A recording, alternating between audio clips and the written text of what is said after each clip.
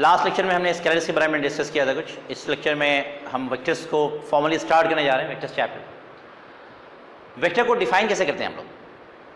How do we define vectors?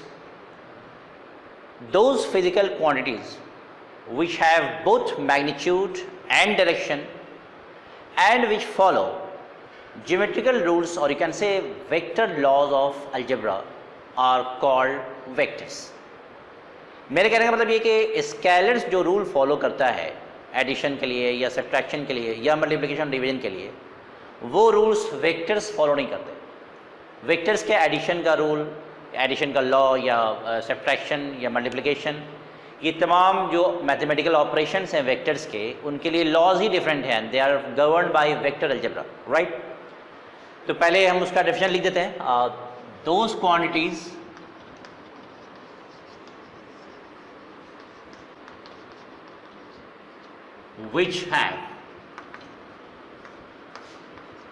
which have both magnitude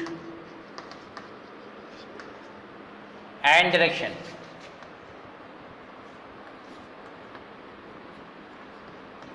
and which follow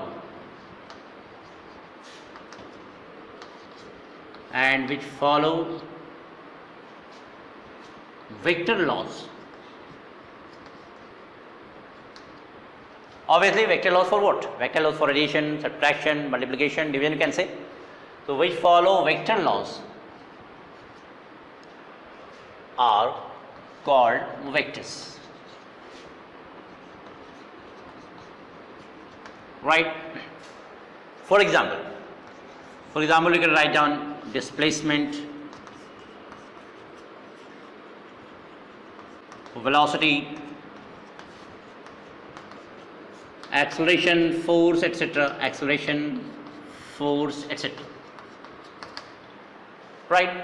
यानी आपको जब vector के बारे में बात करनी होगी तो आप उसमें तीन चीज़ों का ख्याल रखेंगे। पहले बात तो ये कि हर क्वांटिटी के साथ कुछ ना कुछ मैग्नीट्यूड होता है, तो वो मैग्नीट्यूड वहाँ मेंशन रहेगा। तो vectors are going to have magnitudes, but they are also going to have directions. और डायरेक्शन भी वो करंट वाला डायरेक्शन नहीं हो जो हमने पिछले क्लास में डिस्कस किया था। करंट में भी डायरेक्शन होता है, लेकिन वो डायरेक्शन वेक्टर की तरह का डायरेक्शन नहीं है। यानी उसमें आप दो वायर्स हो सकते हैं, वो किसी भी एंगल पे इनकमिंग करंट्स लेके आएँ, लेकिन outgoing currents will remain the same. यानी 3+4 अगर होगा तो that has the outgoing current has to be 7 ampere, चाहे वो किसी भी डायरेक्शन में इनकमिंग करंट्स है, राइट। लेकिन वेक्टर में ऐसा नहीं होता है।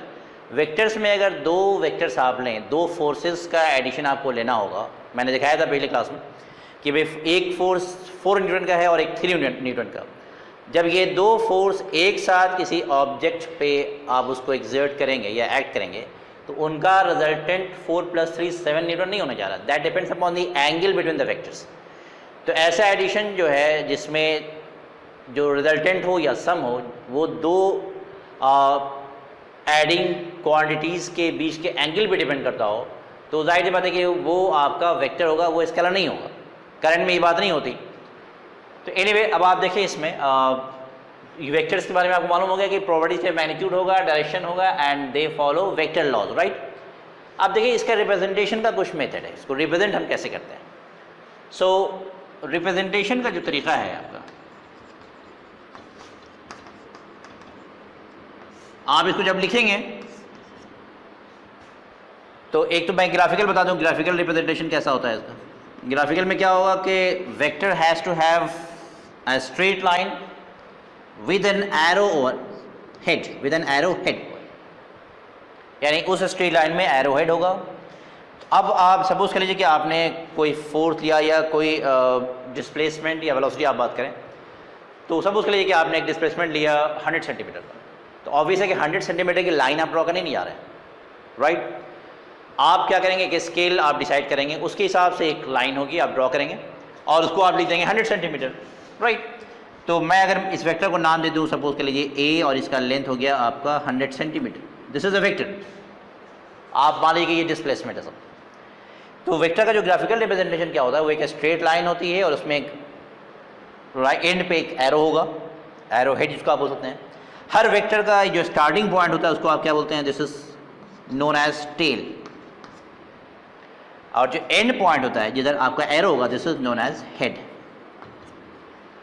तो ये उसका ग्राफिकल रिप्रेजेंटेशन है। अब आप चाहे किसी भी वेक्टर को आप रिप्रेजेंट करना चाहें, चाहे वो फोर्स हो, वेलोसिटी हो, एक्सेलरेशन हो, डिस्प्लेसमेंट हो, व्हाटएवर इट इज़, आप उसको जब रिप्रेजेंट करेंगे तो that will be represented by an arrow, और जो उसका लेंथ होगा that you have to choose according to scale होना चाहिए, सर्टेन स्केल, और उसमें एक हेड होगा और उसमें एक टेल होगा। So this is graphical representation.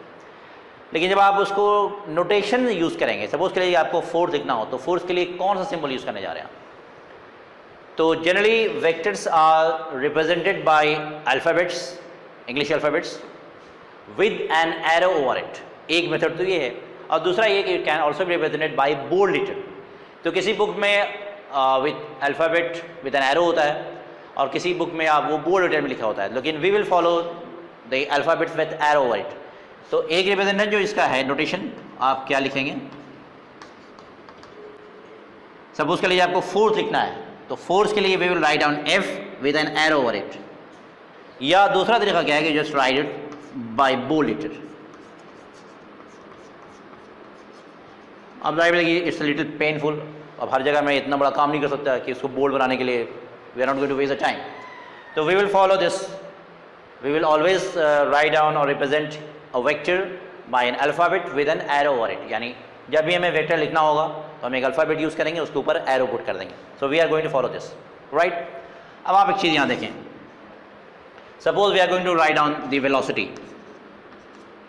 Of a particle, you can say.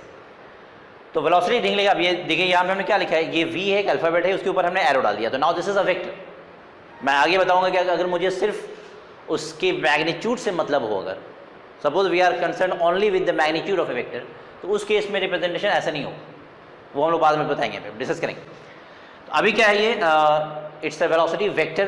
तो जब वेक्टर को आप लिखने जा रहे हैं तो उसमें मैग्नीट्यूड भी मेंशन करना होगा, डायरेक्शन भी मेंशन करना होगा। तो आपको कुछ ऐसे लिखना होगा, suppose 5 meter per second, right. आप इसको लिख सकते हैं टुवर्ड्स ईस्ट।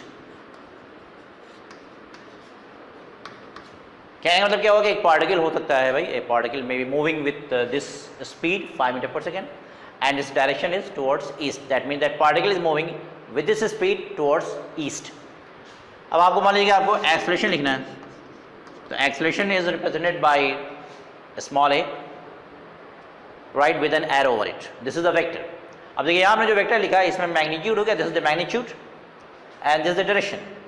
तो जब भी आप वेक्टर लिखेंगे तो उसमें याद रखेंगे आपको मैग्नीट्यूड के साथ साथ डायरेक्शन भी मेंशन करना होगा, नहीं तो फिर वो रॉन्ग रिप्रेजेंटेशन।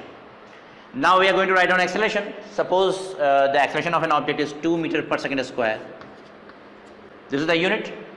हमने पढ़ा था कि स्केलर में, तो एक बार देखिए स्केलर हो गया, ये पार्ट जो स्केलर है उसमें जब आप डायरेक्शन को इन्वॉल्व कर देंगे तो scalar plus direction is vector.